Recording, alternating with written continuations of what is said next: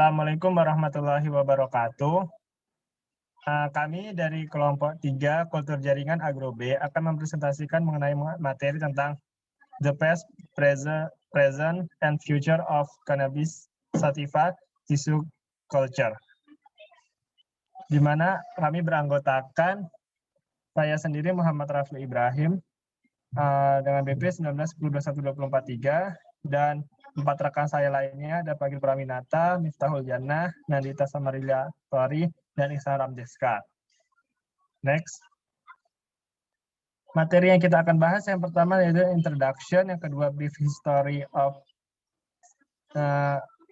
C. sativa in North America, botany of taxonomy of sativa, current production practice, microprogression of C. sativa, regeneration in C. sativa, genetic stability and preservation.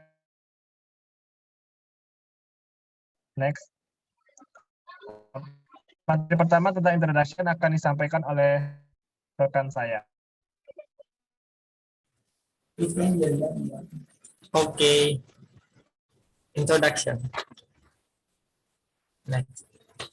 Cannabis sativa atau yang biasa kita kenal dengan ganja, ini terkenal sebagai tanaman komersial untuk industri, makanan, medis, dan aplikasi rekreasi. Meningkatnya minat saat ini telah ditandai dengan semakin banyak negara yang melonggarkan pembatasan seputar penelitian, budidaya komersial, ekstrak obat-obatan, atau industri produk. Nah, dengan meningkatnya minat terhadap tanaman ini, yang telah dibudidayakan selama ribuan tahun, serta penelitian dan inovasi dalam beberapa dekade terakhir, diharapkan memperdalam pemahaman kita tentang tanaman ini. Nah, sering dengan meningkatnya pemahaman tentang tanaman ini, akan memungkinkan untuk melakukan mikropropagasi skala besar, pelestarian genetik, dan pengembangan bioteknologi tanaman untuk teknologi pemulihan tanaman baru, atau NPBT.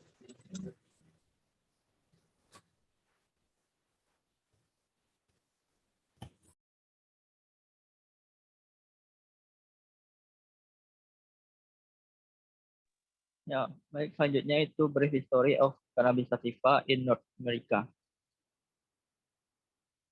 Relevansi dari ganja sebagai tanaman serbaguna untuk produksi biji minyak, serat, obat-obatan, dan rekreasional selama ribuan tahun. Antara 1000 dan 2000 sebelum Masehi, ganja diperkenalkan ke Asia Barat, Eropa, dan Mesir sebagai tanaman serat untuk memproduksi kain, tali kapal, dan kertas. Setelah 500 Masehi, penanaman ganja tersebar luas di seluruh Eropa. Pada tahun 1545 dan 1606 diperkenalkan ke Amerika Selatan dan Utara.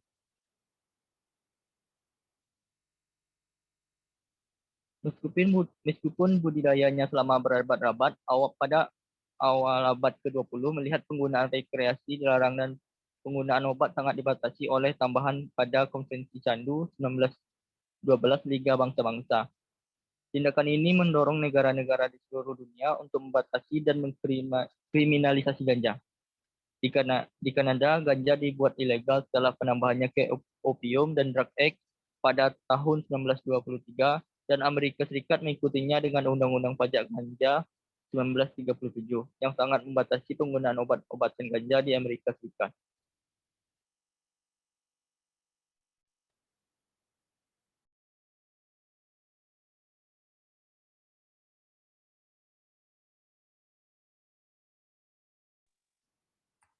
Selanjutnya yaitu botany and taxonomy of cannabis sativa, C. sativa. Cannabis sativa atau Cannabis hemarijuana adalah tanaman berbunga tahunan dari famili Cannabaceae. Keluarga Cannabaceae terdiri dari 10 generasi berisi lebih dari 100 spesies yang diterima dengan Humulus lupulus, bahan utama dari bir. Ganja adalah tanaman yang tumbuh cepat, tumbuh hingga 10 cm sehari dan mencapai ketinggian 6 meter di habitat aslinya, sedangkan pertumbuhan di daerah beriklim sedang biasanya lebih rendah.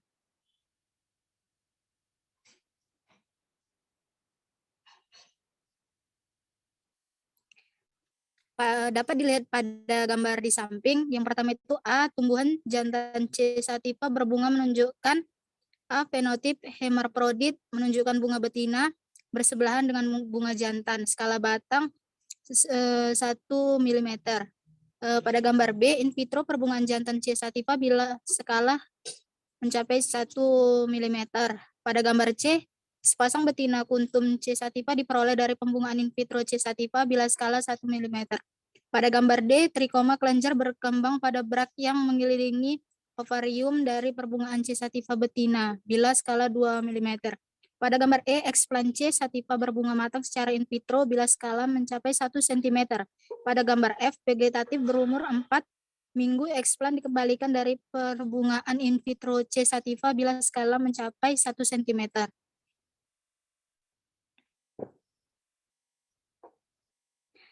Ketika tumbuh dari biji, daun sejati pertama adalah pasangan tunggal yang berorientasi berlawanan. Daun pada tanaman dewasa berbentuk digit dengan mulai dari 5 hingga 11 helai dan memiliki tangkai daun yang panjang.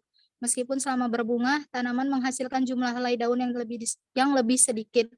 Pembungaan yang diinduksi oleh fotoperiode 12 hingga 14 jam, namun beberapa kultivar yang tidak peka terhadap fotoperiode telah dikembangkan. Tumbuhan jantan dan betina tidak dapat dengan mudah dibedakan sampai bunga mulai muncul. Bunga jantan memiliki 5 kelompok hijau atau kuning dan lebih besar dari bunga betina. Bunga betina terdiri dari bakal biji yang tertutup dalam brak hijau tipis dengan 2 stigma kuning atau putih muncul dari brak tertutup. Selama perkembangan bunga, sebelum pemanjangan stigma, trikoma kelenjar berkembang pada brak sekitar ovarium.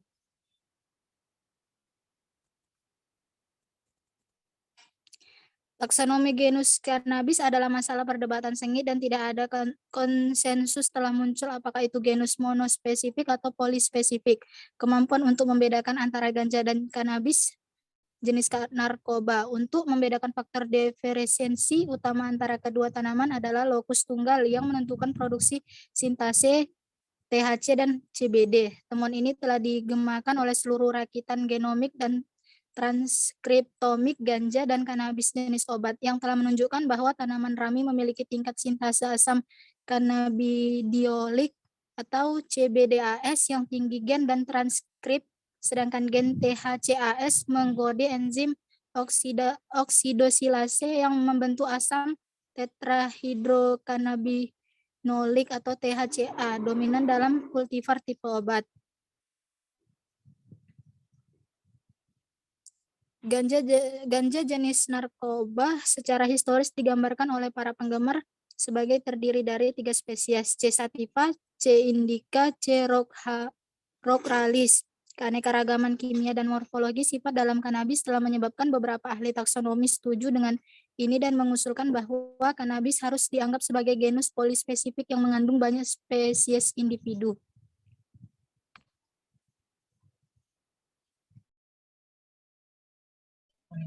Selanjutnya mengenai current production practice. Ganja adalah spesies yang sangat mudah beradaptasi yang dapat tumbuh dalam berbagai kondisi, termasuk di luar ruangan, di iklim tropis atau sedang, atau di lingkungan yang terkendali, mulai dari struktur rumah kaca yang belum sempurna hingga fasilitas lingkungan yang terkendali yang canggih. Dengan tren yang berkembang ke arah ekstrak dan ganja murni, kemungkinan besar produksi obat atau obat ini akan dilakukan di luar ruangan untuk memanfaatkan biaya produksi yang lebih rendah. Tingkat pengawasan lebih tinggi ditawarkan di lingkungan yang terkendali, juga memungkinkan pengelolaan serangga dan penyakit yang lebih mudah. Yang penting agar untuk memenuhi peraturan kesehatan dan keselamatan pemerintah yang ketat seputar penggunaan bahan kimia, agen kontrol, beban mikroba, dan persyaratan jaminan kualitas lainnya. Baiklah, materi kelima ini mengenai micropropagation of cannabis sativa. Perbanyakan klon untuk mengatasi teknik konvensional cannabis sativa ini dapat digunakan dengan mikropropagasi dengan teknik kultur jaringan tanaman, yang memungkinkan tanaman dapat dipelihara dalam jumlah besar di dalam ruangan yang kecil, sehingga dapat mengurangi jumlah ruang yang dipakai atau dibutuhkan untuk memelihara tanaman induk. Teknik kultur jaringan ini dapat membantu dalam mempertahankan genotipe hari netral dan untuk pelestarian genetik jangka panjang. Selanjutnya di sini ada gambar yang gambar A ini merupakan cannabis sativa, eksplan dari cannabis sativa yang sehat yang tumbuh di kotak wibi, dan yang kedua ini ada kultur kalus yang tumbuh dalam botol kultur kaca di bawah pencahayaan LED di ruang inkubasi yang terkendali. Dan yang yang C, gambar C merupakan wadah kultur beridentitas tinggi yang ditumpuk dengan pencahayaan LED yang dapat diprogram secara individual, yang menunjukkan keragaman dari Cannabis sativa yang dibiarkan dalam kondisi in vitro. Lalu di sini mikropropagasi dibagi menjadi 5 tahap. Yang pertama, termaksud yang stage 0, itu merupakan seleksi atau pemeliharaan bahan tanaman induk. Yang kedua ada inisiasi budaya. Yang kedua ada perbanyakan tunas atau embrio. Yang tahap 3 merupakan pemanjangan dan rutin tunas. Yang keempat ada aklimatisasi. Dalam pemilihan dan pemeliharaan tanaman stok ex vitro sering diabaikan, di mana pentingnya kesehatan tanaman stok untuk keberhasilan budidaya selanjutnya dapat memiliki dampak yang signifikan pada hasil yang lebih lanjut.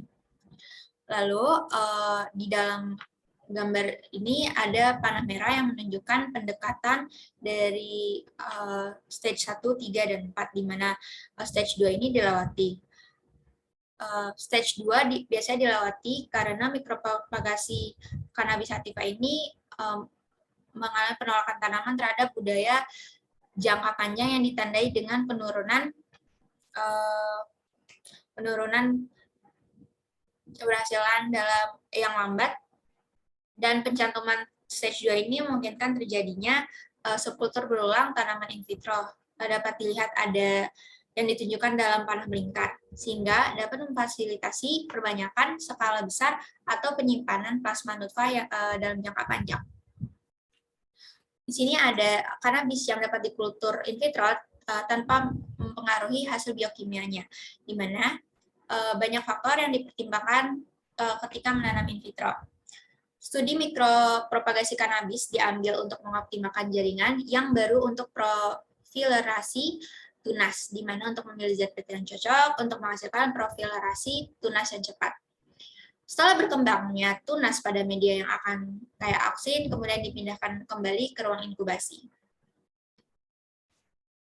Lalu selama stage 1, expand memiliki sisa energi dan endogen ZPT tanaman dari tanaman induk yang nantinya akan menghasilkan pertumbuhan awal selama fase inisiasi dan diikuti respon pertumbuhan sporadis yang diamati hingga kultur stabil dan menyelesaikan dengan kondisi in vitro. Komposisi media yang sebelumnya bekerja dengan baik untuk inisiasi kultur, di mana menghasilkan flash awal dari proliferasi tunas, tapi gagal dalam mendukung proliferasi kultur dalam jangka panjang. Lalu hermafroditisme pada tanaman ganja jantan menunjukkan akumulasi etilen dalam wadah kultur dari waktu ke waktu yang memungkinkan sebagai respon terhadap media yang kurang optimal untuk mendukung pertumbuhan pada stage selanjutnya, yaitu stage 2. Lalu di sini ada budidaya tanaman dengan secara in vitro harus mengoptimalkan nutrisi makro dan mikronya, karena merupakan salah satu kunci untuk mengembangkan sistem mikropropagasi yang berhasil. Media DKW dan MS mengandung kaya akan garam basal yang menunjukkan bahwa cannabis atau ganja membutuhkan tingkat nutrisi yang tinggi. Media DKW ini mengandung kadar sulfur yang lebih tinggi, kalsium, dan tembaga. Menggunakan media berbasis DKW ini, beberapa kultivar ganja sekarang telah dipertahankan selama beberapa tahun tanpa tanda-tandanya penurunan yang jelas. Meskipun adanya perbaikan dari media berbasis MS, beberapa tanda kekurangan nutrisi masih diamati dan perbaikan lebih lanjut kemungkinan melalui optimalisasi media basal. Ujung pucuk dari cabang keti akan berkembang dan digunakan sebagai expand sekunder untuk pertumbuhan dan multiplikasi pada stage 2. Penulis melaporkan bahwa tingkat kelangsungan hidup yang lebih tinggi dari ujung pucuk daripada explant nodal.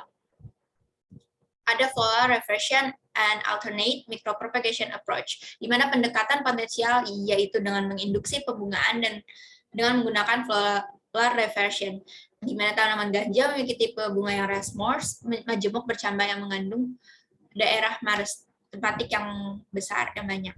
Di mana pengembangan in vitro untuk pembungaan merupakan pendekatan alternatif untuk meningkatkan jumlah meristem pertanaman yang berpotensi.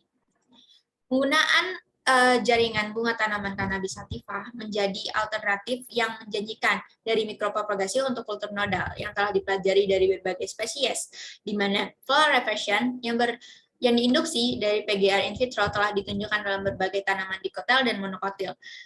Untuk dalam tanaman monokotil ini banyak digunakan dalam tanaman komersial penting seperti rumput, palem, pisang, dan biji-bijian. Sedangkan dalam dikotil, pengembangan bunga telah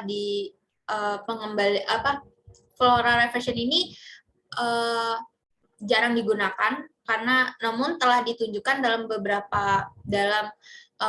family Brassicaceae dan telah digunakan dalam upaya konservasi dikotil. Mekanisme floral reversion ini menggunakan flowering in vitro Cannabis sativa yang berdasarkan pengamatan histologis tampak bahwa ekspan vegetatif yang berasal dari jaringan bunga berasal dari mastem yang ada di bawah kontom. Sekian penjelasan yang saya dapat berikan. Regeneration in C. sativa.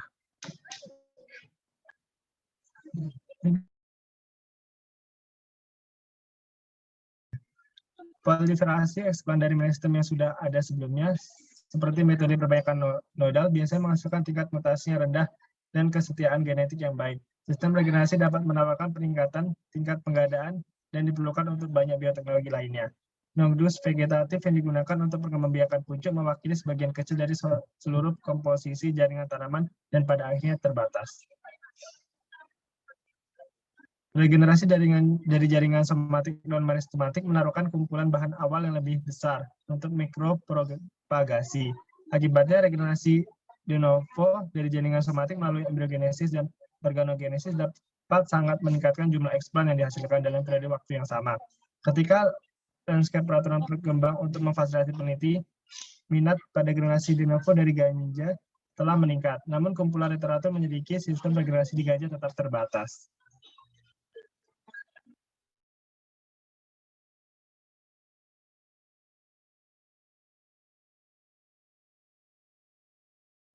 Faktor komplikasi lebih lanjut dalam literatur adalah penggunaan istilah regenerasi yang tidak konsisten, karena beberapa publikasi menggunakannya ketika merujuk pada SM atau MSC dari jaringan yang mengandung meristem tanpa bukti regenerasi yang jelas. Ulasan sebelumnya tentang keadaan C. sativa mikropropagasi dan regenerasi sebagian besar gagal menggarisbawahi banyak tantangan dalam badan penelitian yang ada. Tantangan ini termasuk hasil yang tidak lengkap dan dilaporkan secara ambigu. Keengganan untuk regenerasi respon spesifik genotip dan jaringan terhadap regenerasi, dan kurangnya reproduksivitas protokol yang berhasil dalam literatur.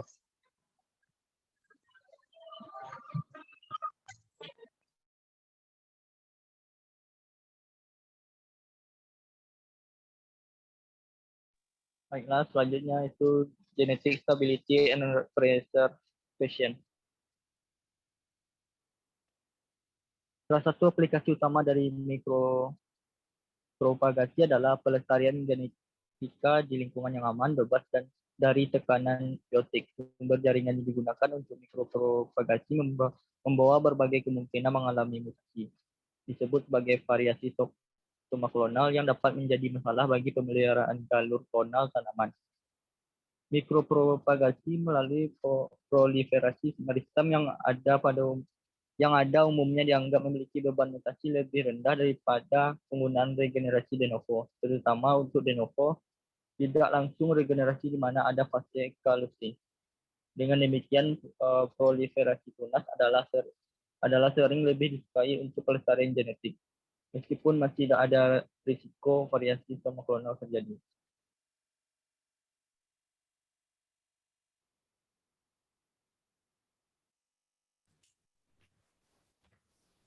Oke, selanjutnya future direction.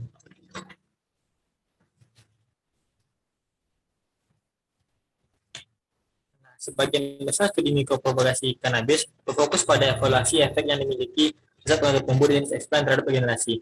Namun, faktor lain yang mempengaruhi efisiensi protokol regenerasi sering diabaikan. Oleh karena itu, kedepannya dapat diharapkan hal ini lebih diperhatikan lagi. Selanjutnya, kondisi fisiologis tanaman itu jenis, posisi, ukuran, dan orientasi eksplan memainkan peran penting dalam mikropropagasi. Sumber dari eksplan yaitu ex vitro dan in vitro juga berdampak pada regenerasi.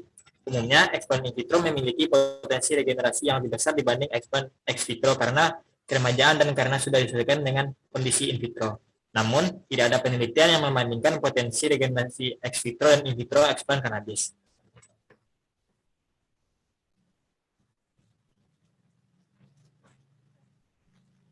Nah, kondisi inkubasi, terutama cahaya dan suhu, memainkan peran penting dalam efisiensi regenerasi. Panjang gelombang, fotoperiode, dan kerapatan flux memiliki dampak yang signifikan terhadap morfogenesis in vitro, fotosintesis, dan fototropisme. Oleh karena itu, diperlukan penelitian lebih lanjut terkait hal ini. Selanjutnya, komposisi media kultur, termasuk agen pembentuk gel, karbohidrat, aditif, misalnya ZPT, arang aktif, fluoroglucinol, dan nanopartikel, garam basal, dan vitamin merupakan elemen terpenting dari protokol kultur jaringan dan sering menjadi fokus studi mikropropagasi dan regenerasi, termasuk yang telah dibahas sebelumnya. Secara umum, media kultur dapat dikategorikan sebagai semi padat atau media cair, meskipun konsentrasi agen pembentuk gel memainkan peran yang mencolok dalam efisiensi regenerasi. Tidak ada laporan untuk kanabis yang membandingkan perbedaan jenis dan konsentrasi bahan pembentuk gel.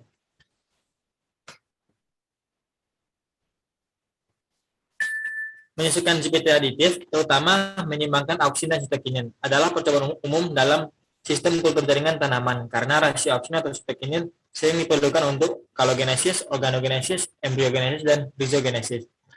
Sebagian besar studi mikropropagasi ganja telah menyelidiki efek auksin umum, misalnya 2,4D, NAA, IBA, dan IAA, dan sitokinin misalnya BAP, kinetin, MT, dan TBZ, secara in vitro regenerasi.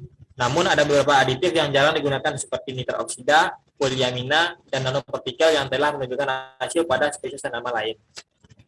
Selanjutnya, media dasar MS telah banyak digunakan untuk mikropropagasi ganja. Baru-baru ini, sebuah penelitian menunjukkan bahwa eksplan nodul kanabis yang dibudidayakan pada media MS menghasilkan morfologi yang tidak normal, dan bahwa media DKW lebih baik dalam mendukung pertumbuhan tunas dan mempromosikan kalogenesis dalam kultur cakram daun. Namun, hasil penelitian juga melaporkan bahwa eksplan yang dikultur dalam media DKW masih memiliki beberapa cacat fisiologis, yang menunjukkan optimasi lebih lanjut diperlukan.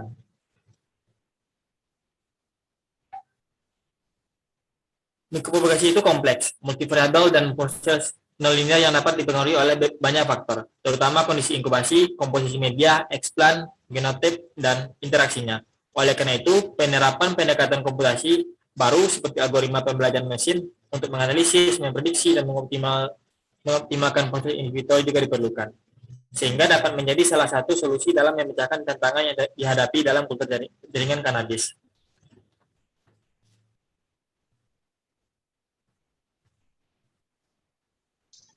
Baik, itulah hasil presentasi kami mengenai kultur jaringan tanaman ganja. Kami cukupkan sekian, atas kesalahan kami mohon maaf. Kami akhiri. Wassalamualaikum.